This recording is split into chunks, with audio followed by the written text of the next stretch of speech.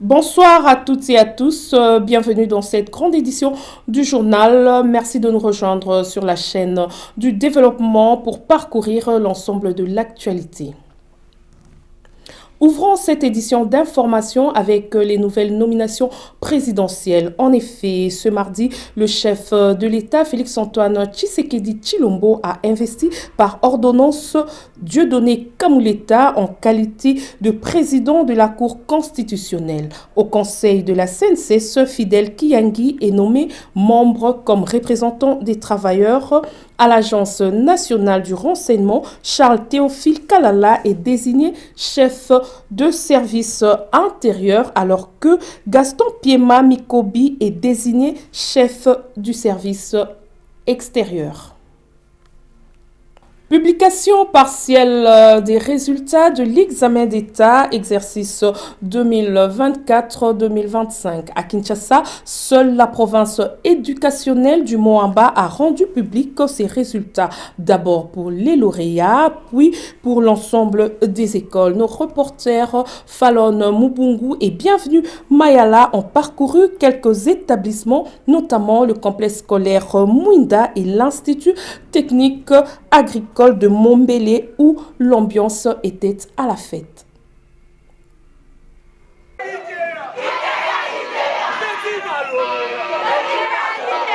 La province éducationnelle du Mont-Amba en ébullition ce mercredi après la publication des résultats de l'examen d'État édition 2024-2025.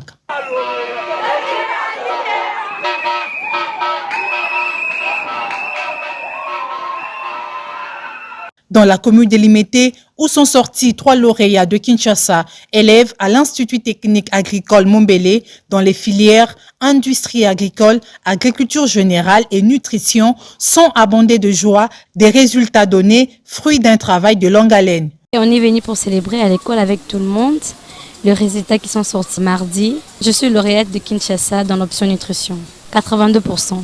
Déjà de base, être lauréate était ma priorité.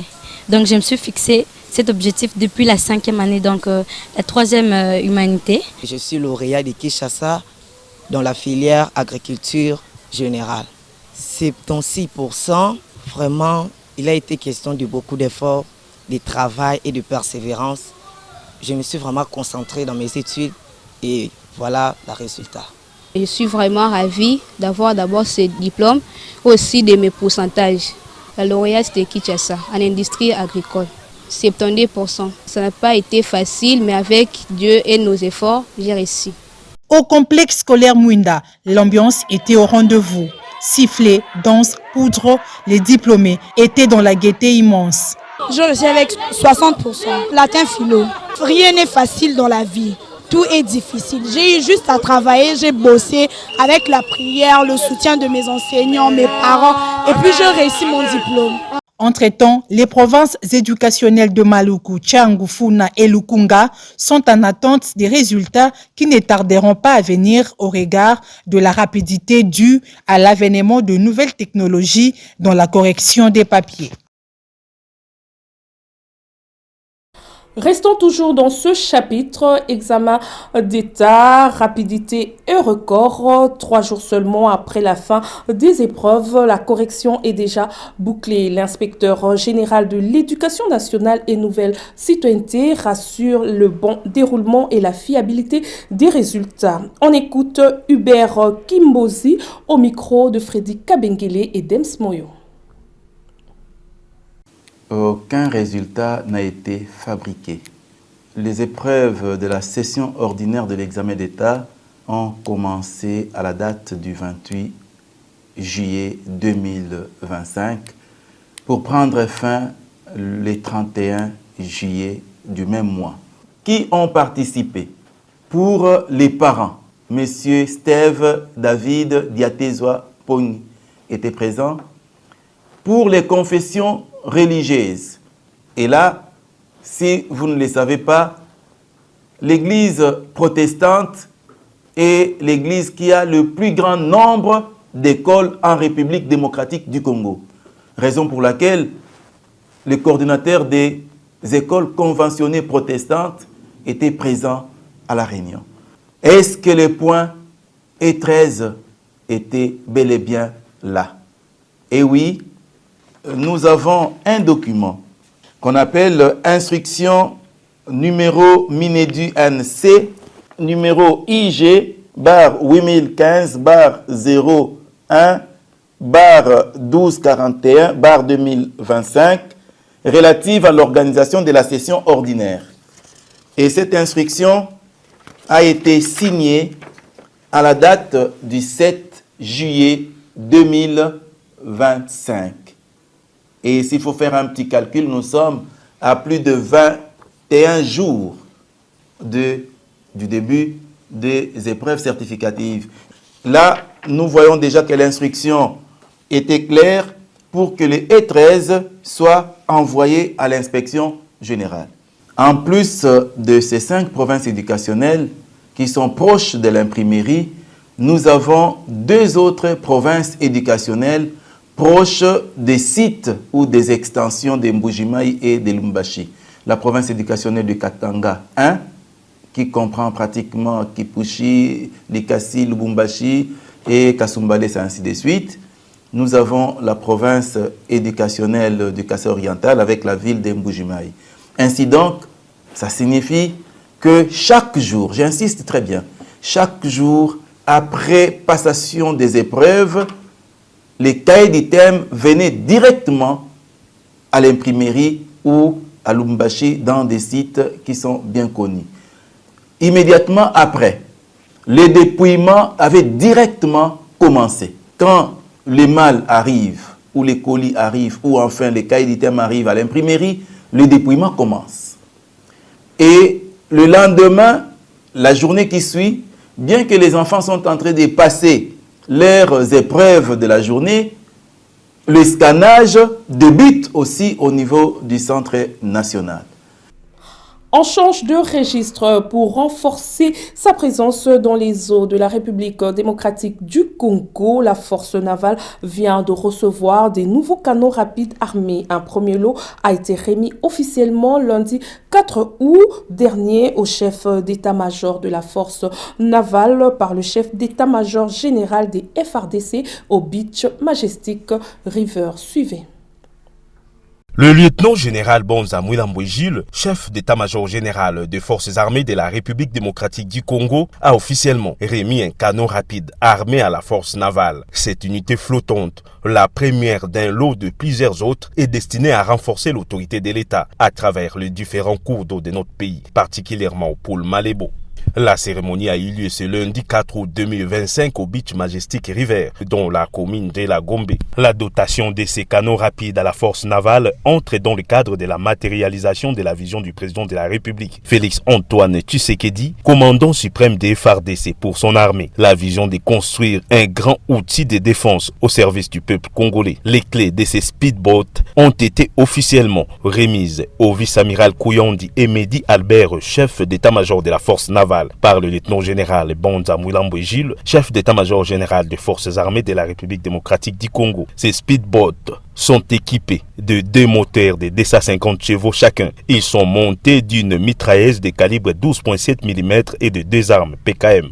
Pour se rendre compte des performances de ce type d'engin, le chef d'état-major général, ses 2 adjoints et d'autres officiers sont montés à bord de l'un des speedboats. Une démonstration a été réalisée dans la baie d'Ngaliema sur le fleuve Congo. Les marins eux-mêmes ont continué à s'entraîner pour maîtriser l'engin.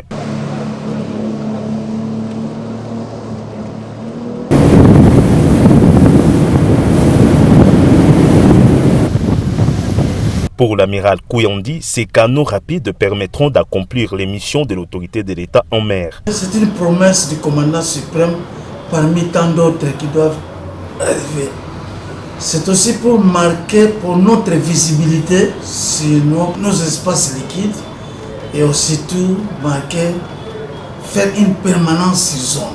Ce n'est pas l'unique unité, il y en a encore tant d'autres qui doivent arriver. Nous voulons être présents partout en République démocratique du Congo où nous devons sécuriser nos espaces liquides. Bonne nouvelle dans l'espace Kasaï, les travaux de la construction axe routier Kananga-Kalambambouji ont atteint leur vitesse de croisière. Le directeur général chargé du suivi du projet chino-congolais s'en est rendu compte à l'occasion de sa mission d'itinérance en province. Arrivé le vendredi 2 août à Kananga, le directeur général de l'agence de pilotage de coordination et de suivi de convention de collaboration signée entre la RDC et le partenaire privé s'est immédiatement rendu à la résidence du gouverneur de province avant de s'élancer avec le commandant de la 21e région militaire, le général John Chibangu, sur la route Kananga-Kalambambouji, en plein métamorphose à ses jours. Chemin faisant, les ouvriers congolais ne s'y sont pas privés d'approcher le numéro 1 du programme sino-congolais afin de présenter quelques doléances, se rapportant à leurs conditions de travail, d'où une oreille attentive. Poursuivant sa visite de chantier, Maître Freddy Odichembo a marqué un point d'arrêt au PK8 afin de visiter l'âme du projet, qui est la télé de Kanko Sage. On ne peut pas être confortable dans un bureau climatisé en train de valider les décomptes sans savoir si sur le terrain, 1, le travail est fait, et 2, s'il est un travail fait de bonne qualité. C'est un chantier qui encourage. Ça me donne un motif d'espoir. Les entreprises qui sont là, la mission de contrôle et la mission de supervision à CGT se comportent correctement, et nous pensons que c'est un ouvrage qui, du cœur du chef de l'État, fera la satisfaction du Grand Kasaï, et nous y sommes à fond. Et nous pouvons garantir que cet ouvrage sera financé jusqu'au dernier kilomètre. Signalons que le Kasaï central, deuxième étape de la mission d'itinérance du directeur général de l'agence de pilotage de coordination et de suivi de convention de collaboration signée entre la RDC et les partenaires privés, bénéficie de 3 grands projets du programme sino-congolais dans son volet infrastructure. Parlons santé dans ce journal, quelles sont les conséquences en période d'épidémie pour un nourrisson privé d'allaitement maternel? Nos reporters Rifan Kinzala et Divine Kinga qui ont recueilli les avis d'un corps médical qui relève que de tels enfants sont exposés à une vulnérabilité immunitaire accrue et à une croissance retardée. Les conséquences sont là quand l'enfant n'a pas bien bénéficié de l'allaitement maternel. Ce n'est pas bien, puisque à partir de l'allaitement maternel, l'enfant profite pour recevoir naturellement les transferts de la maman vers l'enfant. À travers le lait maternel, l'enfant reçoit beaucoup de nutriments qui sont très nécessaires pour la croissance de l'enfant. Les vitamines, les anticorps, c'est très important. À partir de ces anticorps-là, l'enfant peut être épargné d'autres maladies. Si l'enfant ne bénéficie pas du lait maternel, ça cause beaucoup de dégâts par rapport à la croissance. Surtout en cas des épidémies, l'enfant peut être vulnérable aux attaques de maladies. Je conseille aux mamans qui refusent d'allaiter leur bébé pour garder la forme de leur sein, si c'est comment, ce n'est pas bien. Les enfants non allaités par le sein tombent souvent malades et ont du mal aussi à prendre le poids et tout. Même dans le lait, je crois, industriel, c'est bien notifié que l'allaitement exclusif, l'allaitement au sein, est primordial pour les bébés. D'une manière ou d'une autre, ton corps va se transformer. Pourquoi? Parce que tu as porté la grossesse pendant 9 mois, tu as eu à donner naissance, donc c'est normal que ton corps puisse changer. Donc c'est pas pour ça que tu dois priver ton enfant de prendre le sein. Donc le sein aide à ce que l'enfant soit en bonne santé, voilà. Vacances parlementaires à Lodja. En séjour dans la province du Sankourou, l'honorable Lambert Mende a, devant sa base, présenté le compte-rendu de la réunion du présidium de l'Union sacrée, présidée par le chef de l'État. Il s'est également dit satisfait de l'arrivée à Bena d'Ibélé d'un important lot de matériel destiné à la construction de l'aéroport de Lodja. Images et commentaires. L'image semble devenir récurrente. À chaque arrivée, c'est des foules qui se mobilisent. Au pied de l'avion, la notabilité de la province du Sankourou, plus singulièrement la grande agglomération de Lodja, se donne rendez-vous pour accueillir le député national Lambert Mende Malanga. Ces derniers a été escorté de l'aéroport jusqu'au stade Lumumba par une foule enthousiaste venue lui témoigner son appréciation et attachement. Et lors de son message, il a rendu compte de la réunion du présidium de l'Union sacrée, présidée par le chef de l'État Félix-Antoine Tshisekedi. Devant un public très engagé, l'élu de Lodja a présenté les efforts consentis par le chef de l'État dans la restauration de la paix dans la partie est du pays. Il a aussi expliqué les contenus même de l'accord historique signé à Washington entre la RDC et les Rwanda, soulignant par ailleurs son importance dans la stabilité de la région des Grands Lacs. Sur le plan de développement au niveau provincial, l'honorable Mende Malanga s'est dit satisfait de l'arrivée à Benadibele d'un lot important de matériel destiné à la construction et à la modernisation de l'aéroport de Lodja. L'honorable Mende était accompagné de Franck Lokoho, élu provincial de Lodja, ainsi que Benoît Daoudja, ministre provincial de l'Éducation. Une image parfaite de l'unité et des soutiens institutionnels autour de cette démarche. Par la suite, une série de rencontres est prévue avec les différentes associations. Ces échanges visent à recueillir les préoccupations des citoyens qu'il soumettra par la suite aux institutions compétentes. En Pologne, l'honorable Marie-Claire Kingowa-Dondo a rencontré l'ambassadrice de la République démocratique du Congo à Varsovie. Présidente du groupe d'amitié RDC Pologne, la députée nationale et son équipe ont été reçues par son Excellence Clémentine Chakembo Kamango. Objectif, explorer des nouvelles pistes de coopération entre Kinshasa et Varsovie. Les précisions avec Anitati Dianzenza. Après avoir été reçu par le ministre polonais de l'Agriculture, Stefan Krajewski, et le maréchal du SEJM, Christophe Bossa, la délégation parlementaire conduite par l'honorable Marie-Claire Kingowa-Dondo, accompagnée de maître Jackie Loteteka, conseillère du rapporteur de l'Assemblée nationale, ont eu des échanges avec Clémentine Chakembo Kamanga, ambassadrice de la République démocratique du Congo en Pologne. Une rencontre qui s'inscrit dans le cadre du renforcement des relations bilatérales entre les deux pays. Une démarche saluée par son Excellence Chakembo Kamanga. Pour lui, cette rencontre ouvrira de nouvelles perspectives de coopération, notamment dans les secteurs agricoles, économique et culturel. Elle a également rappelé le rôle crucial du réseau diplomatique justement dans l'accompagnement des démarches institutionnelles et a réaffirmé la disponibilité de l'ambassade à soutenir toutes les actions du groupe d'amitié. Il s'y est de noter que cette rencontre symbolise l'engagement mutuel pour une diplomatie soudée et un partenariat durable entre la République démocratique du Congo et la Pologne afin d'accompagner les actions du président de la République, Félix-Antoine Tshisekedi Tshilombo.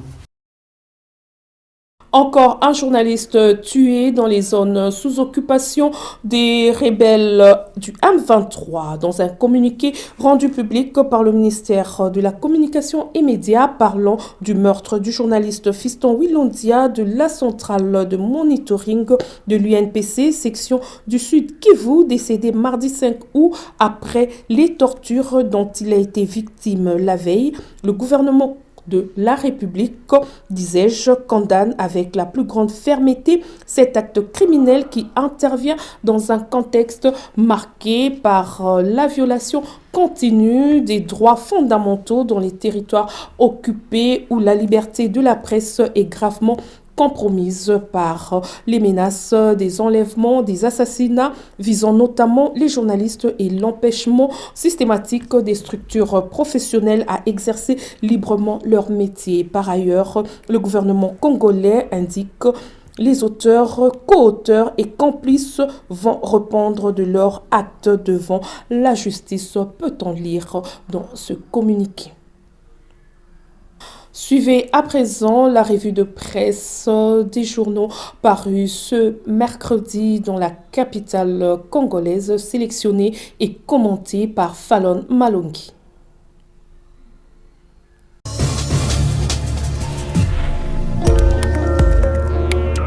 Gouvernement sous-Minouadé, y aura-t-il encore rien de neuf? Se pose l'observateur. Mesdames et messieurs, bienvenue à la sélection des journaux Paris Séjour dans la capitale. Ouvrons avec l'agence congolaise de presse qui titre à sa une « Portail numérique du portefeuille, un tournant stratégique dans notre quête d'une gouvernance moderne.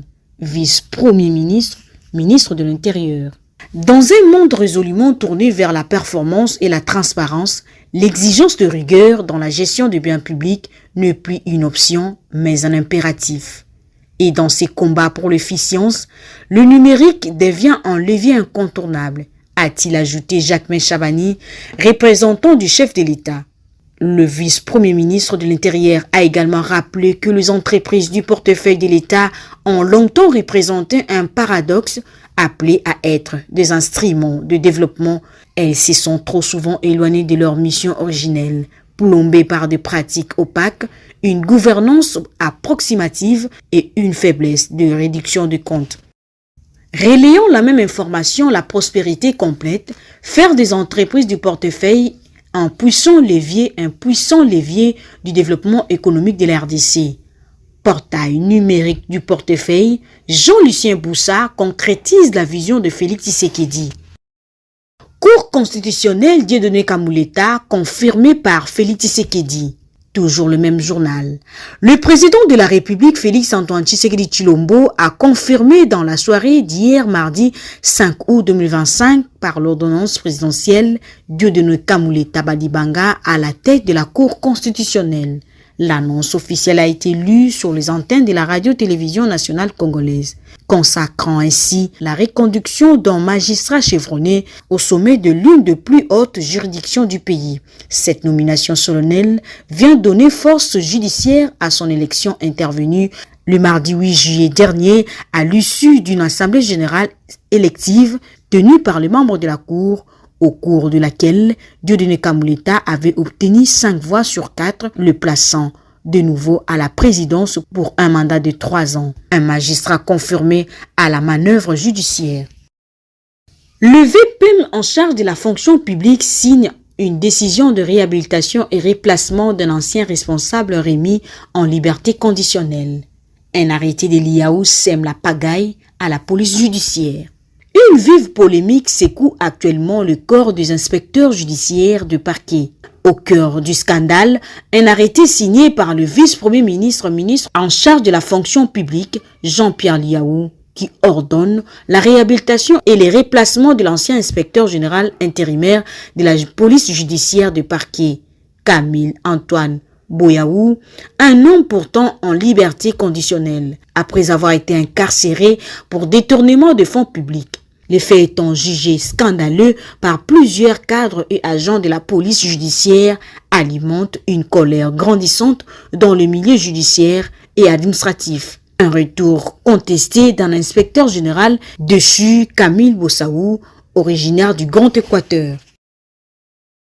Pour finir, c'est mercredi à la Cour de cassation entre le ministère public, le juge et Constant Moutamba, un nouveau face-à-face électrique, s'exclame la référence Plus. La Cour de cassation servira certainement de nouveau ce mercredi 6 août 2025 des théâtres à un face-à-face tendu entre le prévenu Constant Moutamba et la justice congolaise. Poursuivi pour détournement de présumés des deniers publics, l'ancien ministre de la Justice, qui a déjà choisi de hausser le ton, réclame la comparution de certaines personnalités politiques du pays comme témoins. Il y a lieu de croire que ces procès de Constant Moutamba seraient en train d'être écrits comme un thriller judiciaire où chaque change peut être la réplique qui scelle son destin.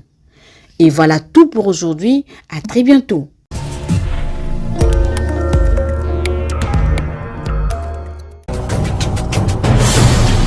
Dieudonné Kamuleta Badibanga, désormais investi en qualité de président de la Cour constitutionnelle, une ordonnance signée par le chef de l'État à ce sujet a été rendue publique ce mardi.